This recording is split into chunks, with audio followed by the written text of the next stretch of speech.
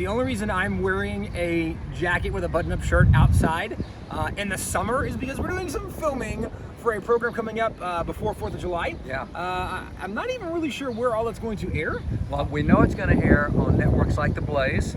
We know it's going to air on networks like TBN. So It will there's several also networks. air on the Wall Builders Facebook page and Instagram, because we're going to share that as well whenever it comes out. But one of the things that we were highlighting was looking back at early America, the Declaration, and Jefferson's original draft of the Declaration, with all the conversation today about the statues being torn down because these weren't good guys and the problems. There's no doubt, looking back, that what they did is largely unknown today, because much of what people are accusing them of are things that they actually fought against. It's just people don't know the history to understand and know that anymore. Yeah, there's a great example several ways. I mean, as you look at George Washington, he's being attacked.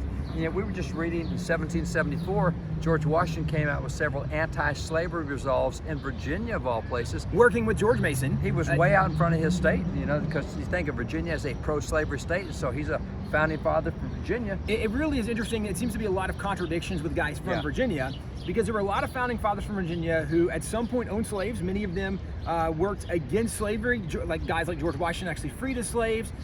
You had a lot of, it seems, mixed sentiments, at least perception today seems mixed sentiments, and yet you look back at a lot of their behavior and there was a lot of very anti-slavery things they did. The reason we bring this up is today we just don't know the stories anymore. That's right. And as much as we can fault somebody for saying, well, he never should have had slaves. It's probably true. Although when you look at the culture and context of the time in which they lived, when slavery is acceptable to everybody else around you, it would be a little silly to think that, well, they should have known better. I mean, maybe they should have, and we can have an honest conversation that could be viable, but where we miss the point is that the guys who even freed their slaves, we don't even celebrate the guys who we acknowledge did the right thing. So a guy like Caesar Rodney, we were talking about his statues being defaced and torn down. Caesar Rodney was a guy who showed up late to the whole Continental Congress Convention. And he may have been the key to the Declaration of Independence being passed, because he rode all night to get there to cast a really important vote to break a tie. Yeah, there had to be a majority of states that were siding, and they didn't have the states they needed, and Delaware only had 2 delegates there at the time, and they were split, one for independence, one against. So Caesar Rodney rides all night, gets there in time to cast a deciding vote, which is actually why the quarter for Delaware. I'm pretty sure he's like the guy on the back of the quarter. Think about this. The guy that best represents your state, it's on your state quarter, that's the statue that they're taking down in Delaware. In Delaware, the leaders in Delaware are taking down Caesar Rodney's statue. Oh my gosh. Well, right, and one of the things people point to is, yeah, but he had slaves, which was true for much of his life, but he also freed his slaves. He freed his slaves. And that's the other thing, you're talking about Jefferson and the draft of the Declaration. Jefferson pointed out that in the early years of America as a British colony, we tried to do anti-slavery laws here, and Great Britain would not let us do it.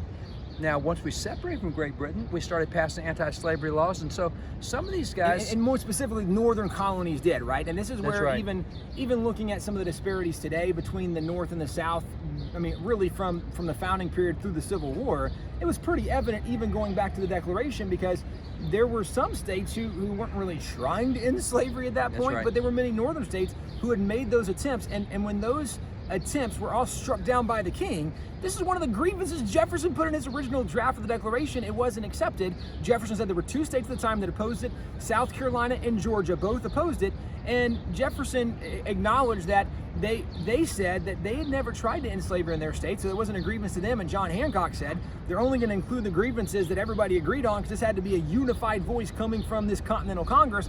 The point is, there's just so much more to the story. And today we are divorcing the context, divorcing the surrounding story, the details that are important. We're losing so much of that. And one of the things I think is even such an interesting example, talking about statues, is over in Israel, there's this like big statue monument memorial to a guy named Absalom, who is a really bad guy in Israel's history. Why would you keep up a memorial to a really bad, or even better yet, why do you have a street named King Ahab, who may be the most wicked king in Israel? Ahab and Jezebel, yeah, so for both of those, right? You can read about King Ahab in 1 Kings. Absalom was David's son, one of many sons, because he had a lot of wives and a lot of sons. But Absalom was one of those sons, and Absalom was the one who murdered a brother. He tried to violently overthrow his father. There was a lot of problems with Absalom, and there's this like memorial to Absalom. And one of the things that history should do is we should learn the stories of those people and what happened, so that we never repeat those situations. I would argue that in Israel, they're not honoring King Ahab today. No. They're not honoring Absalom today, and yet they've chosen to leave those names there because they're going to use those names as kind of like the impetus to tell the story, so that people learn the full history, the good, the bad, and the ugly. And so this is where an interesting argument could be made that even for some of the vile people in American history, because there's some statues we can point to and go, that dude was really evil.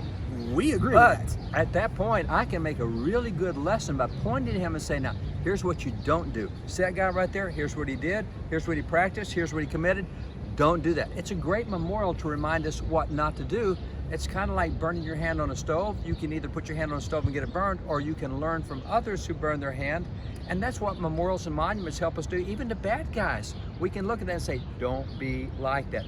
Hiding it and erasing it, you don't learn the lesson when you do that. And that's one of the things we know from Israel. Yeah, even if it was originally erected to honor someone that arguably is not worthy of honor, right? That doesn't mean we now have to tear down the statue. Let's just be honest and say that person's not worthy of honor. That's right. That's not somebody we should celebrate historically, but that's somebody we can point to that was a really dark moment in America's history. That's when a lot of evil things happened under that person, under their leadership, and we never want to go there again. But again, the point is, we just don't know much of the story or the context. We don't really think through critically and strategically as a culture anymore.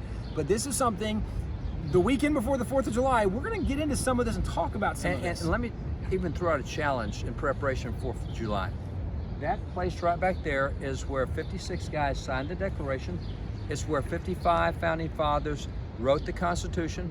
Just go online and look at a list of the signers of the Declaration or the Constitutional Convention. Start going down the list until you come to a name you've never heard of in your life. Which might be the second name on the list, maybe the first name on the list. You might not get very far. And when you get there, stop and say, I wonder what his story is. I wonder what happened with that. I wonder what his family was like. I wonder what his faith was like. And maybe don't just Wikipedia to find out. Oh yeah. Right? Yeah. There's probably better ways. And in fact, on the Wall Builders website, there are a lot of really good links to sources online. There were early biographies written to highlight the signers of the Declaration, such as like Lives of the Signers. We actually sell a reprinted Wall Builder, so plug, right? You can go there. There's actually things like Wives of the Signers, which highlights the wives. One of the things that we talk about historically is, as incredible as many of these men were, who founding fathers, Declaration, Constitution, for many of them, the wives were some of the greatest strength for their life, the backbone behind them. Their sacrifice was equally as significant for many of them. So a lot of really good stories, but the point is we should be learning stories. That's right. And in a culture that is a cancel culture of tear down things we don't like, of tear down things we don't even know about, maybe instead of tearing everything down, we should just go back and learn some more history.